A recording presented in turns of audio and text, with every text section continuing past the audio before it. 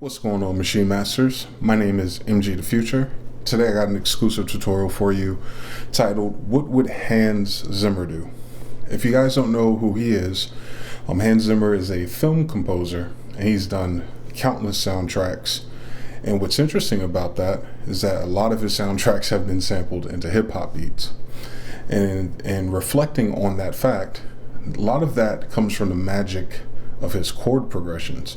A really big one, of course, is going to be Slow Down by Tim and Bob, Bobby Valentino, that Oriental Last Samurai type vibe. And of course, my favorite, which is called Time, which is from the Inception soundtrack. And a lot of people online have sampled this and flipped this. And I want to sample it too, but I figured it'd be cooler to know what he's doing as far as how to play it. And in conceptualizing that, I figured it'd be a great opportunity to cover some music theory for you guys and give you some tips to help you with formulating your own chord progressions based on the vibe of another song. Because unlike melodies and bass, you really can't copyright chords because they're limited to some extent. So you'll notice a lot of pop songs have the same chords. So wouldn't it be interesting to listen to your favorite soul sample or your favorite whatever and use those chords and then build your beat from there? A lot of times that's all you need, right? A nice rhythm track, a dope chord progression, some stacks and some layers. Let your writer come in, do the harmonies, and then you can play your melody around them. It just makes the songwriting process easier if you're good at chords. That's why a lot of the R&B producers who can sing and play piano make some of the best songs. So let's start with this. Let me give you a taste of what this track sounds like. I'm gonna pitch it up a little bit so YouTube doesn't throw any fits. And it's sped up decent, but you'll still get the vibe.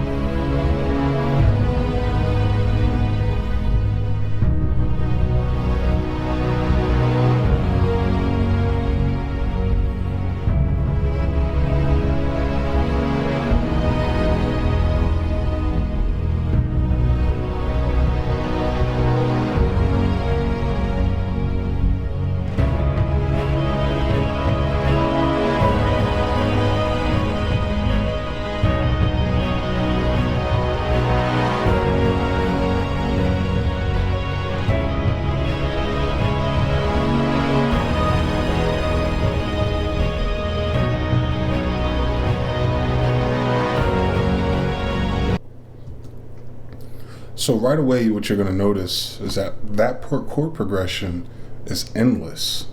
Like it loops perfectly, and it does it for the whole duration of that track.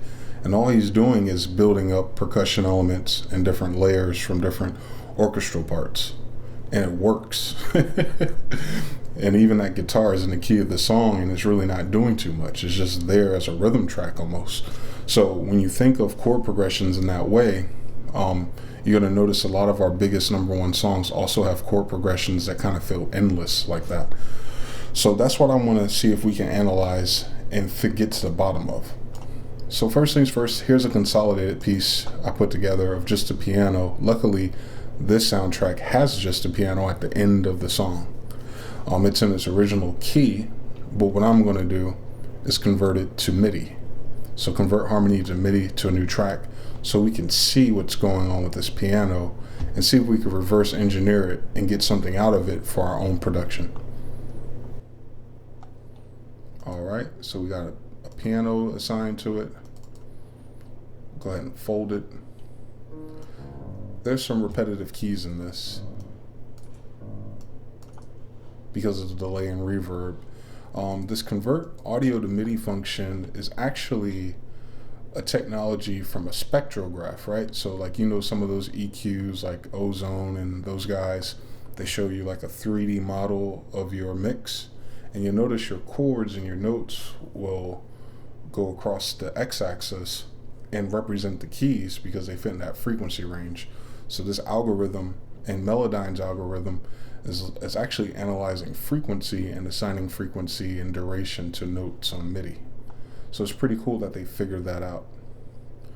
But anyway, I'm looking at his chords, and he's not doing complete chords.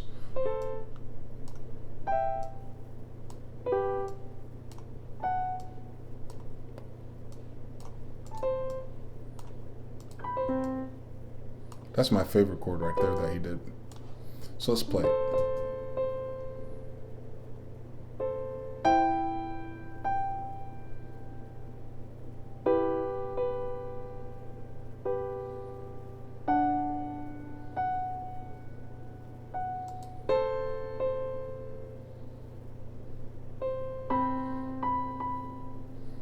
Oh, he is so slick. He is slick. Oh man, that chord is slick. I like it. I know what he's doing. So, this is cool. So basically, he's playing 2-note chords. So you'll notice, like, if I play a C minor chord or a C major chord, is all 3. What he's doing, he's just playing 2. He's playing like that.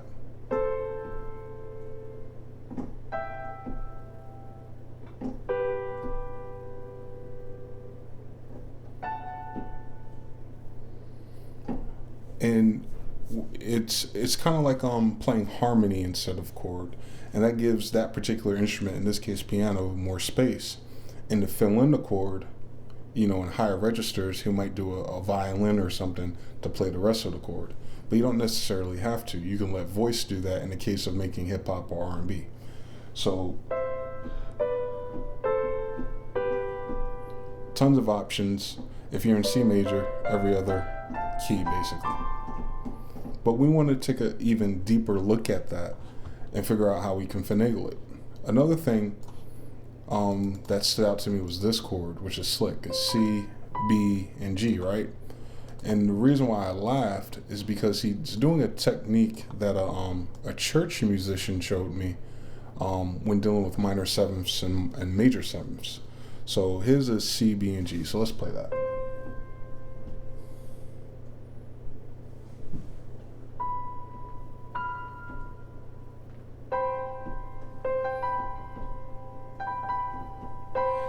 And right here, that doesn't look like a chord, because if you transpose C up, it's these. But what he's really playing is this, which is a C major seventh chord. And what he's doing is he's dropping the second key. And you could do that to any seventh chord. You don't have to play all 4. You just have to play the first and the last 2. And it still sounds like that major seventh chord or minor seventh chord.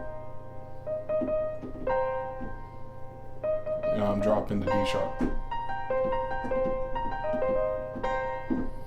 And that's just a cool trick for you when you're dealing with your inversions, or if you're a cool thing to do this on is arpeggiators. Like if you play major or minor sevenths or 11s or 13s from the arp and there's too many keys and it's making the arp run weird, you can start subtracting keys from your chord, and if you're using the sevenths or so on, move the second key out. And that's exactly what he did, and of course he has a type of chord inversion going on. But what I want to figure out, I want to take these 4 and figure out the chord progression so you can apply that to one of your own tracks. I put in the C, the A, the E, the G, the B, F sharp, and D. Go ahead, click on Find Me a Scale, and by the way, this is on scales-chords.com. Go to Scales, choose Scale Finder, and then you just use the drop-down box to choose each key that's represented in the data from the MIDI dump. It's going to do Find Me a Scale, and what it's done is it's chosen all the different scales that includes these keys. And sometimes it might even find more if you only have a few of the keys. But this one's pretty accurate because we inputted 7 keys. So what I like to do, which is a pro tip, is look for 1, 4, and 5. What I mean by this is look for the first chord, the 4th, and the 5th, and see if that corresponds to anything in the chord progression itself. Since we know these are all broken chords or just harmonies, he's using the root notes because you see how he's doing his basses. So we're looking for A to be a 1, 4, or 5. That's a 2, it's a 2.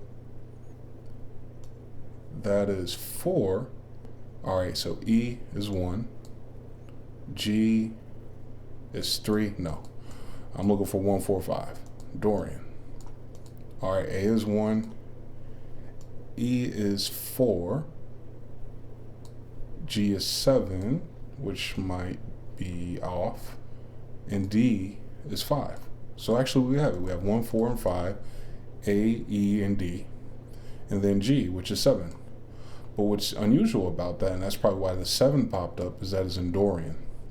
A lot of producers like Scott Storch and them guys, or some of those producers we say have like crazy melodies and whatnot, they're using Dorian a lot, and also they're using Phrygian a lot, and I mentioned that in my last video.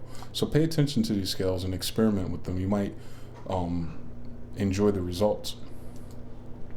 And I think the Beatles use Dorian a lot as well. So we got A Dorian, and what I really want to show you is this. So where I'm getting these keys from is the root notes, right? A, E, G, and D. So we want to find out what that is. A is 1, of course, because that's the name of the scale. A minor, which is in A Dorian. E is the number 5. G is the number 7. D is the number 4. And I wish I had a different mouse cursor to really show you what's happening, but what you want to pay attention to is the movement. A goes to E, they're right next to each other, so it's a smooth movement. E goes to G, which is a type of chord substitution. What that means is within a circle of fifths within this chart, E and G are in the same exact place. What I mean is within the major segment, which is red, is highlighted red, it's the second key. Within the minor section highlighted blue, it's the second key. So you can swap these out. You can also swipe out A and C because they're the first ones. You can also swap out D and B because they're the third ones. So those you can use interchangeably. So he's going from A, he's going to E. His next chord is E again, but substituted to G. And he's finishing the progression by coming back to A because he goes to D next. That's the end of the 4 chords, but you resolve back on 1, which is A. So he's doing a perfect circle, hence the circle of fifths. And once you know these numbers, you can go to any other Dorian scale and do the same exact thing. You could do the same exact movement because those Roman numerals will keep that vibe. But even more importantly, you could change it out of that scale. So if you find something that's in a major, you can switch it to a minor and do the same thing by finding that relationship of those keys and how they're going. So in this case, it's a little bit trickier. So let me see if I can figure it out. Yeah, so I can start on D. I'm gonna go down to A.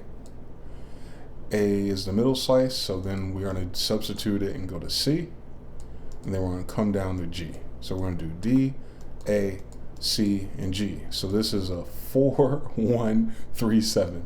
Weird, right? But it'll work because it has the same movement, the same relationship. And what's cool is that it's in a different scale, so it's automatically going to sound different and be your own. You can then go and build your own track the same exact way using that movement. More so, I'm not paying attention to the key. I'm not paying even attention to the Roman numerals in this example. I'm paying attention to the positioning and the movement of those. And you can shift it down and do the same exact thing over and over again. So hopefully you guys get something out of that. If you have any questions or want me to break that down differently, I'm more than happy to. So let's go back to Dorian real quick. And I'm going to show you a live example of this. So let's choose a different key. We'll do D. And we're going to draw this scale. So 7 keys in a scale. We have 7 keys selected. Now what I will do is copy this up an octave and down an octave. In this example, I think I only have to copy it.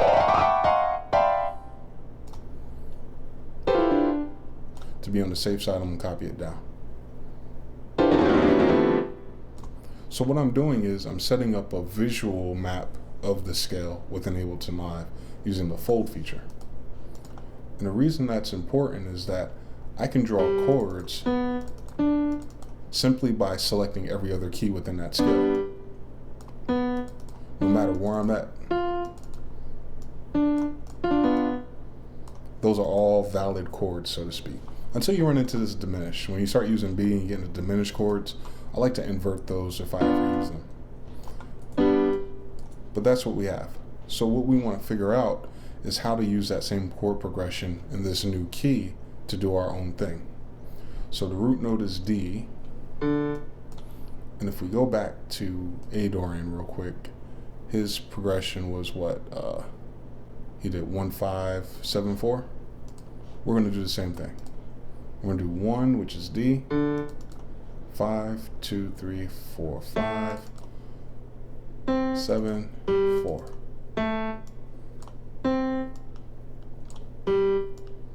So those are the keys respectively, 1 5 7 4, and we can see that flow. And if we could continue it, it almost looks like a perfect staircase, and that's why it has that endless filling. It always resolves into each other. And he's not playing whole chords, of course. He's playing broken chords. So we just have to do every other key. So it looks something like that right now. We're not doing 3 key chords, we're just doing harmonies with 2 keys. And he compensated for this big jump from E to G by dropping the root note. So we'll do the same thing. Then on that second chord, he has G extended at the top, which is the top of this previous chord, which in this case is C. It's an octave down, it's not going up. And he has this key stretched out across the top, but we'll get to that later. And then on the last chord,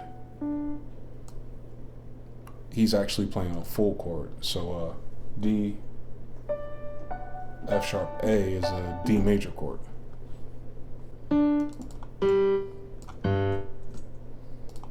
So something like that. Yeah.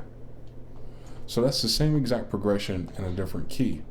But some of the cool things you can do once you have that, what I'll do to make this easier to look at is just copy this and put it in its own clip.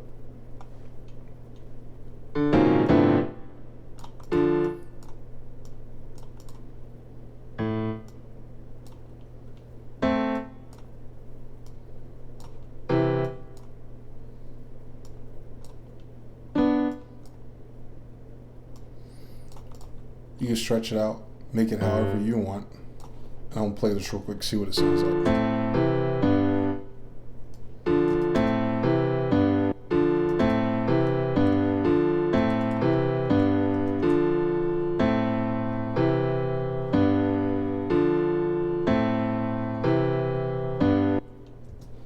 That's pretty cool. And you can keep building it up from here.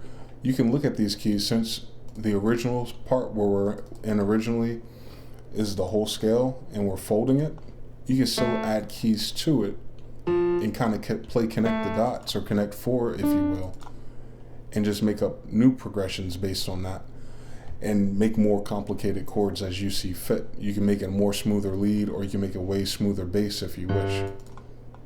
So all that's up to you, but then you can then write the chords, drag them out. You can offset them to kind of give it like a run feel.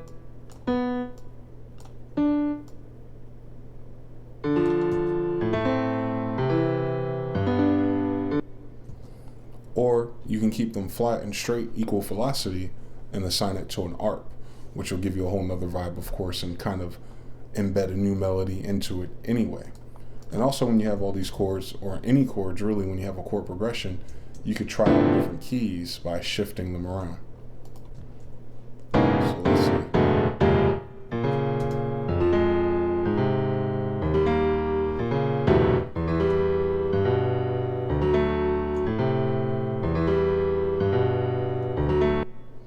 And basically you would shift them into different keys or different scales until you get the vibe you want that matches your track. So if you're starting with chords and you start adding drums and they don't seem to mesh well, try shifting your chords to a different key so they can vibe a lot better. But that's pretty much what I wanted to show you. I just wanted to show you how to analyze an existing song with a dope chord progression or something that moves you, and convert it into a system or a movement that you can then apply to different scales and help you create or come up with your own chord progressions. And there's so many different possibilities. Like I said, you can just keep adding to these and do it as you see fit. You could play this back, you can just loop this section by doing this.